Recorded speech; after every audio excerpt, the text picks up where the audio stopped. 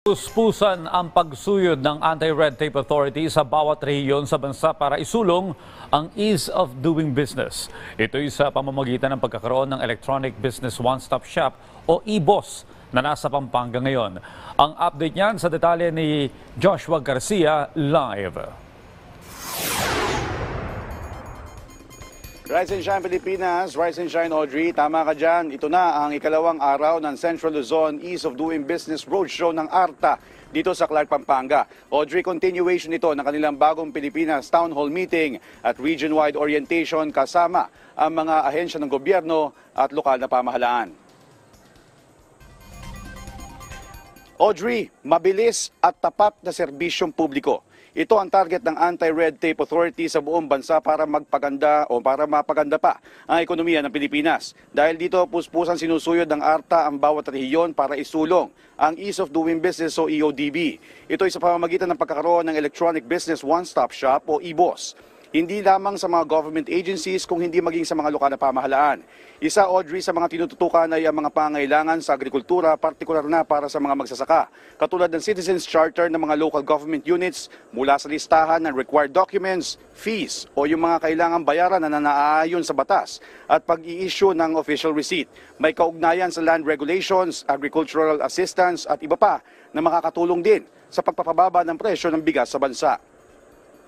Kung efficiency, pinag-uusapan, bureaucratic efficiency, maaaring magresulta din ng efficiency sa delivery of services at efficiency sa production ng ating mga farmers. So, maaaring magkaroon ng effect dun sa lower reduction of production cost, no?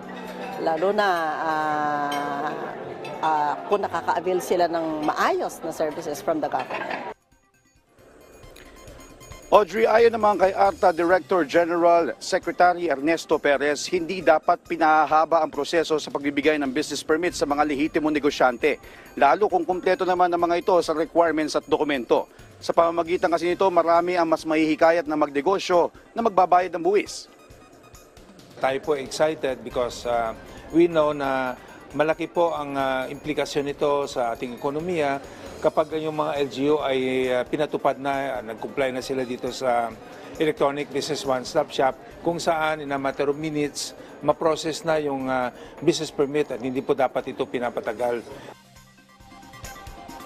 Kahapon, Audrey, ay pinarangalan ng ARTA ang ika-37 LGU ng EBOS Commendation ang Pulilan, Bulacan sa pamumuno ni Mayor Maria Rosario Montejo. Dahil sa pakikiisa nito sa implementasyon ng Ease of Doing Business na nakaangkla sa kautusan ni Pangulong Ferdinand R. Marcos Jr.